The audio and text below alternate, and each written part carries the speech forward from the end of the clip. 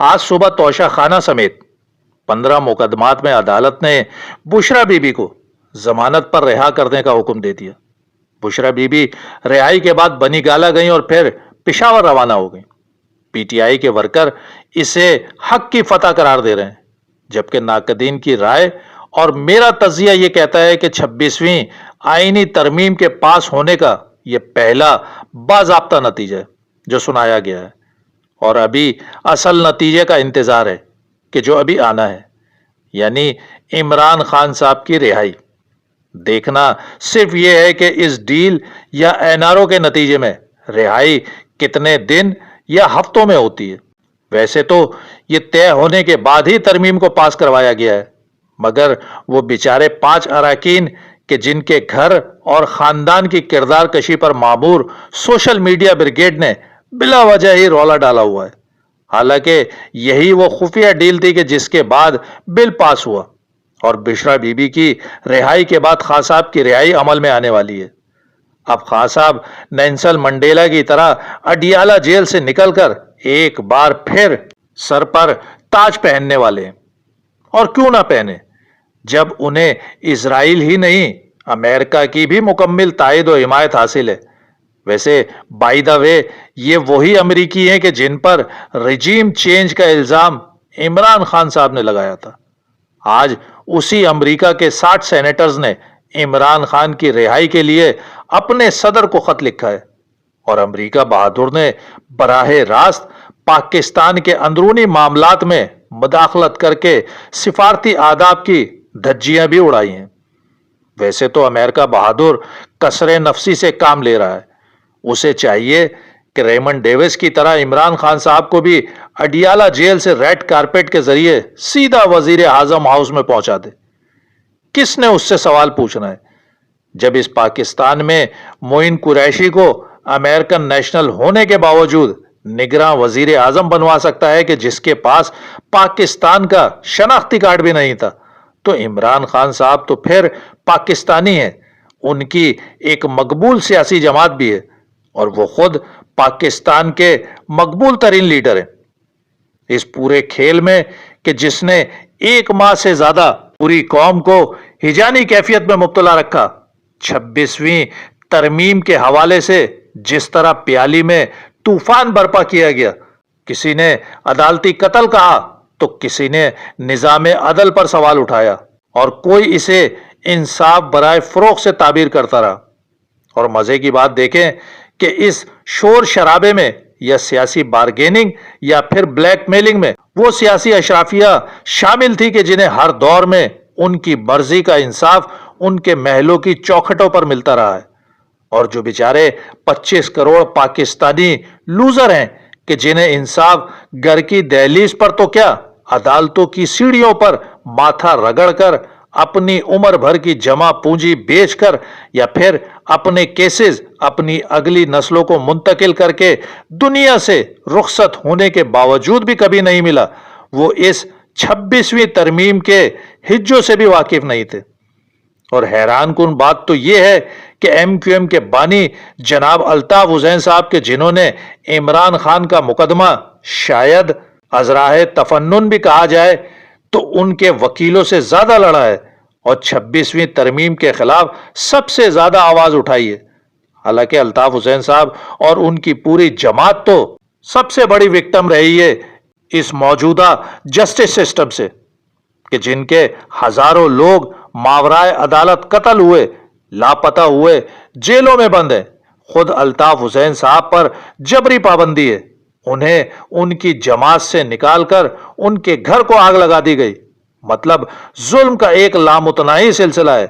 اور پورا ملک جانتا ہے کہ ایم کیو ایم کو یا الطاف حسین صاحب کو موجودہ عدالتی نظام سے کبھی انصاف ملا ہی نہیں،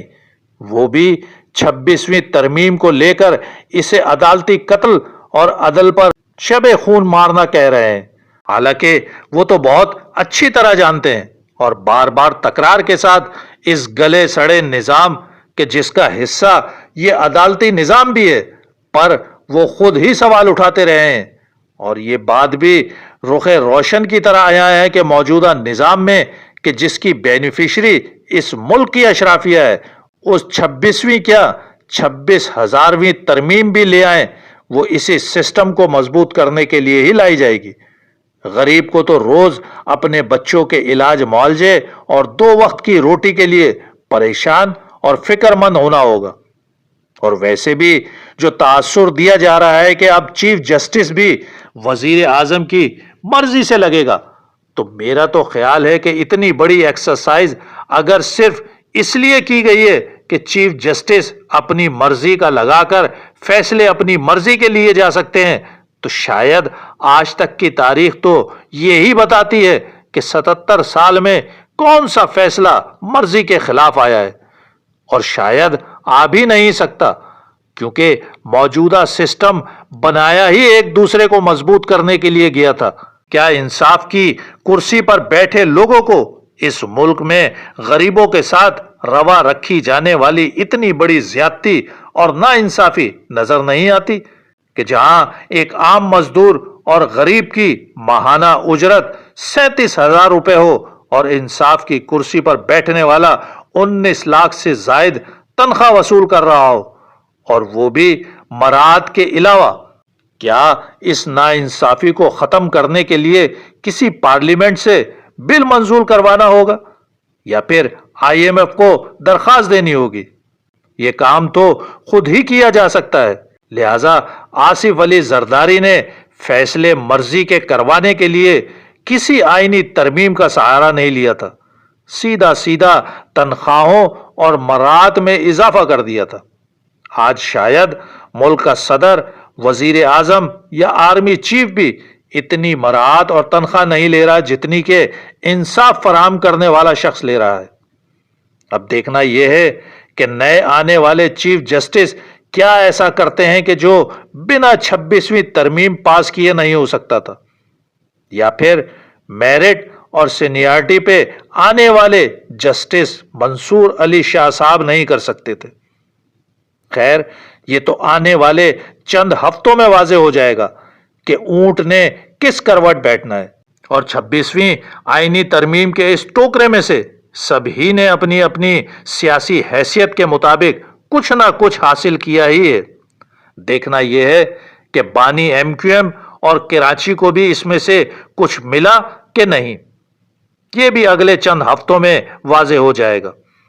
اور اگر عمران خان صاحب رہا ہو جاتے ہیں تو ان کی اور ان کی جماعت کے لوگوں کی یہ اخلاقی اور سیاسی ذمہ داری بنتی ہے کہ وہ بھی بانی MQM اور ان کی جماعت پر لگنے والی غیر قانونی جبری پابندی کے خلاف اتنی ہی شدت سے آواز اٹھائیں کہ جتنی الطاف حسین صاحب نے ان کے لیے اٹھائی ہے۔ حالانکہ الطاف حسین صاحب کے اپنے لوگ، ان کے اپنے ووٹر اور سپورٹر اس بات پر ان سے گلہ بھی کرتے رہے ہیں کہ جب تحریک انصاف آپ کے لیے بات تک کرنا گوارا نہیں کر رہی تو آپ کیوں ان کے لیے صدائے احتجاج بلند کرتے ہیں؟ ان کے چاہنے والوں کا یہ گلہ تو جائز بھی نظر آتا ہے، کیونکہ تحریک انصاف کے پلیٹ فارم سے آج تک الطاف حسین پر لگنے والی پابندی کے حوالے سے کوئی ایک لفظ تک ادا نہیں کیا گیا۔ اب یہ جانتے اور دیکھتے ہوئے بھی عمران خان کے لیے آواز اٹھانا الطاف حسین صاحب کی شاید سیاسی حکمت عملی ہی کہا جا سکتا ہے۔ خیر، دیکھتے ہیں کہ آنے والے چند دنوں اور مہینوں میں پاکستان کی سیاست کیا رخ اختیار کرتی ہے۔